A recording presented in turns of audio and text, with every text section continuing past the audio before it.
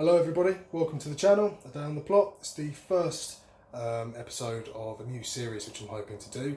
I don't normally do YouTube videos, so unfortunately I did a lot of work down at the allotment yesterday, completely forgot to bring you along, so I do apologise. But I'm going back down there today, this afternoon, so I'll bring you along and show you what we've done and what we've got left to do. Until then, what we'll do is we'll have a quick look out in the back garden, explain the processes and thought processes for the cottage garden which I'm looking to do, and also have a quick look at the chickens and the quail, get to know their stories. I'll give you a little overview of what we've currently got here and what we intend to do. Until then, let's go have a quick look out in the garden and then we'll go down to the allotment. Here we have the two chickens. We only currently have two at the moment, but we do have some incubating soon at my friend's house. Danny over at the Quail Guy, got a channel there, definitely recommend tuning into that. He's got a little vlog going with his operation, but yeah, so we've currently got two more chickens being raised there. Plymouth Barred Rocks, which are quite good for meat and eggs as well. So these are Rhode Island Reds. These will lay pretty much once a day. I think the Barred Plymouth Rocks are pretty much the same as far as that is concerned. This one here, unfortunately, she's had an infection, so she's been on antibiotics, so I'm afraid we can't eat her eggs. She's freeloading at the moment, aren't you? Yes, you are, but she's getting back to normal, which is lovely. Over here we have the quail. We currently have 11, if I could just focus there. We currently have 11. They produce eggs daily. I believe we have at least 3 males, but these are only, a few weeks old, not very old at all. So yeah, these are our quail.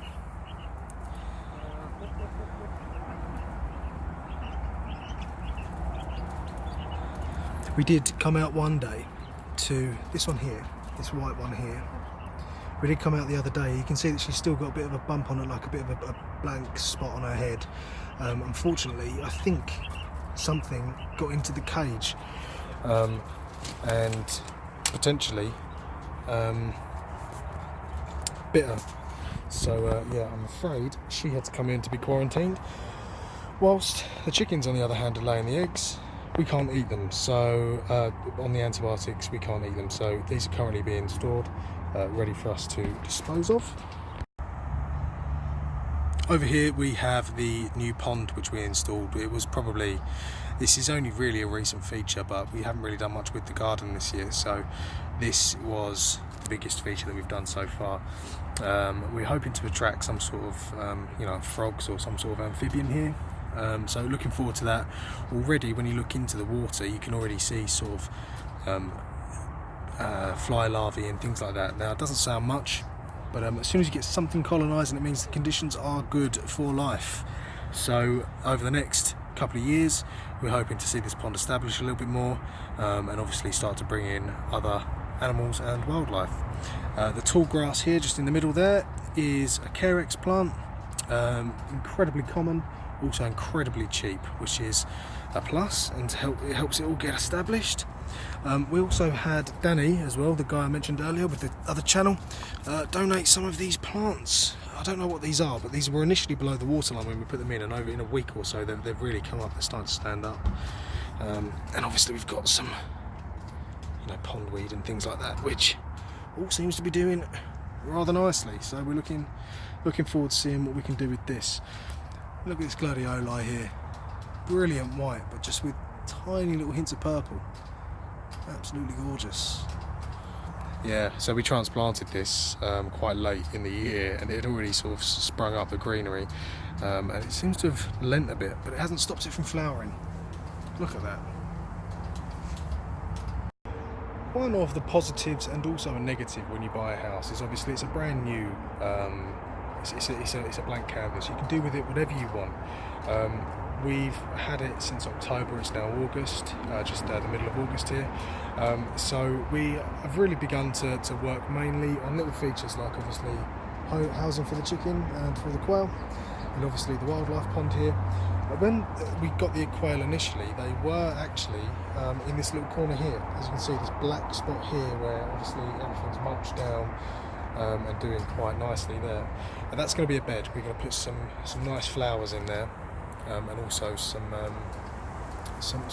cottage garden plants, things like irises to go near the pond, foxglove, things like that.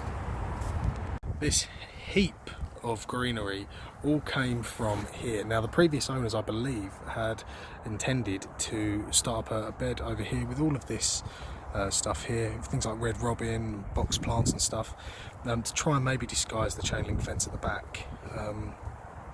What we've done is we've taken all of this out, and this bed is going to be devoted to vegetables. Thinking of putting in a few raised beds in here and growing some more food. We do already have the allotment, but we'll wait and see how much that can produce next year. Speaking of which, let's take a journey down there and I'll show you what we've done with the allotment. Okay, so here we are down at the allotment. One thing to bear in mind here is that we have had the plot for 2 years. That being said, it is incredibly overgrown. There are reasons for it. When we got the plot, I think there was a total of 9 fruit trees, which have obviously taken time to dig up. They weren't dwarf stock either, they were full-size trees. There was also as well a mixture of raised beds and a lot of wasted space. Now I'm not a huge fan of raised beds on plots. I find them to be a bit of a waste of space, and I would much rather, to be honest, grab as much land as you possibly can, dig it all over and plant in directly into the soil. So I'll give you a quick tour, a little August tour. One thing to bear in mind again though is that we have had the plot for 2 years. It has completely transformed from when we first initially got the allotment. So I'll take you around for a quick look, but bear in mind that it is overgrown. We've just moved into the house. We've been doing work there, so it's been let go a little bit. It's a little bit disappointing to see, but next year it's our year. Okay, so here we go. This is my allotment. No, I'm just joking. This is my neighbour's. This is mine. A bit of a difference, as you can see. My neighbour's been here for about 10 to 15 years though, so he's got an excuse to have it like this.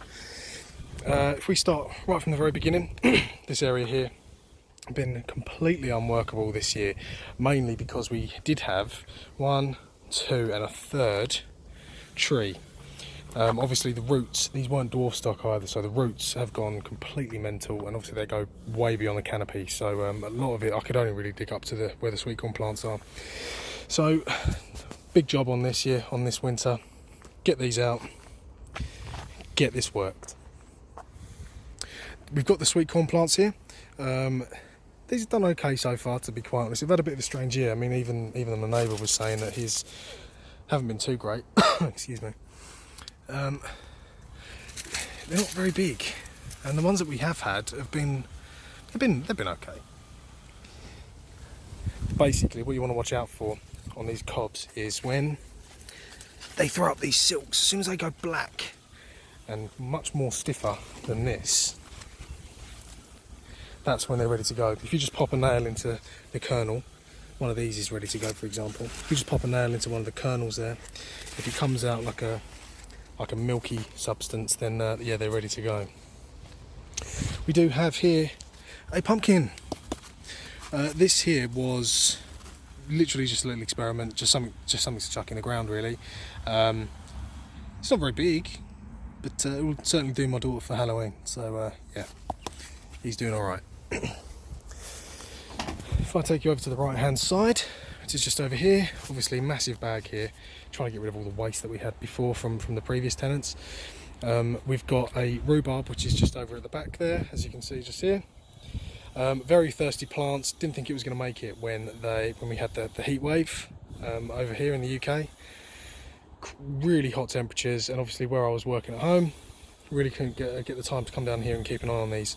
So I wasn't expecting to come back and see it like that. But yeah, it seems to have done okay. We've had nothing in this bed this year, nothing really of consequence. Again, dig it all over, extend that bed out to where this heap of mud and weeds are there, dig those out, throw them away. This mound here was the remnants of a compost bin, which I am going to start composting here, just over in the back.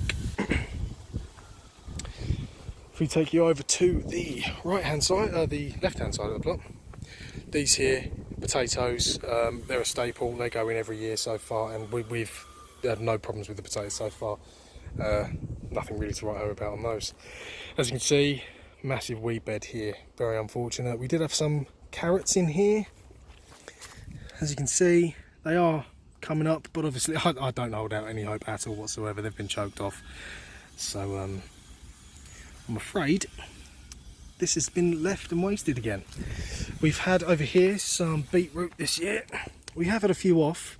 Would have obviously liked more, but like I say, we really haven't had the time to come down here and keep an eye on it this year. So I am afraid, again, we're not going to get any. Courgette plants. We've had 3 courgette plants. The packet said 50 each off of each plant. Obviously we haven't fed them or anything like that, so I'm afraid these ones haven't been massively you know, as productive as the packet said, but we have had so many off of these plants. We've definitely had our money's worth, so I'm not going to complain about that. Getting quite sick of them now, to be quite honest. We've had so many. When we cut down the trees, we stored them here. Just obviously the trunks and the branches and stuff. I cut it all down yesterday and I put them over in that back corner there, put a tarp over this bed, and obviously now we can extend from the raspberry bushes all the way down into this bed here. And so yeah, next year this is going to be all manured, composted. Oh, passing train. Get this being quite close to a station. Composted, manured, and this bed is going to be beautiful by this time next year. I'll just take you over to the old haggard bench, which is going to get burnt as well. Give you a little view down here. As you can see, it's quite a nice little growing space. It's sunny up until you get to the tree line here where there's a bit of shade, but generally there is something here for every plant that you want to grow. So I really do want to get cracking on this. This grapevine down at the bottom here, if I just take you down, any grapes that have grown on this over the last couple of years have been destroyed by the birds. So let's go inside.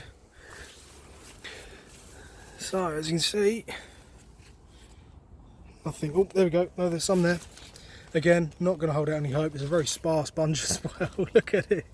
So to be honest, with the exception of the leaves, which obviously you can stuff with rice and mince and all sorts, they're very nice. They're very big. It's just taking up space and energy. So that's probably going to come out this year.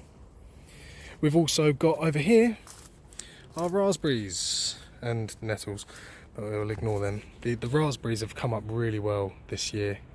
We've had jams and desserts and all sorts with them. So yeah, we're going to keep those. You normally have to cut those down to about knee height at the end of each season, and they grow back just like this, and they just get silly. When you come down to your plot sites, obviously yours isn't the only one here, so it's always a good idea just to come down, have a quick look, just take a stroll around and see what your site is capable of growing. Obviously, vast majority of people grow for vegetables, which is rightly so. That's what they're for, that's what they should be for. But occasionally you come across these little patches here. This plant here is called verbena, and that is absolutely loved by butterflies and bees. Just to come down and just see what it is that your plot is capable of doing. Just get some inspiration. I mean, have a look at these dahlias here. Absolutely beautiful colour there. Mixing in with the verbena, looks absolutely fantastic. And this is what I'm hoping to get the garden like when I get back home. I do love these ones as well.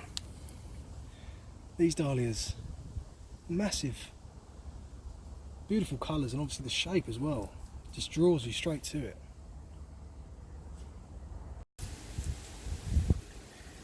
If there is one plant which has taken advantage of our absence over the last year and a half on the allotment, it has been this really distinctive structure. This is called fat hen. You can tell by the seed heads here, the leaf structure, and just the general structure of the plant overall.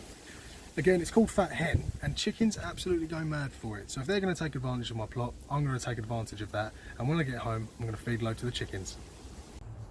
Okay, well, that concludes the plot tour for August. Thanks very much for joining us. If you like the video, please hit like and subscribe.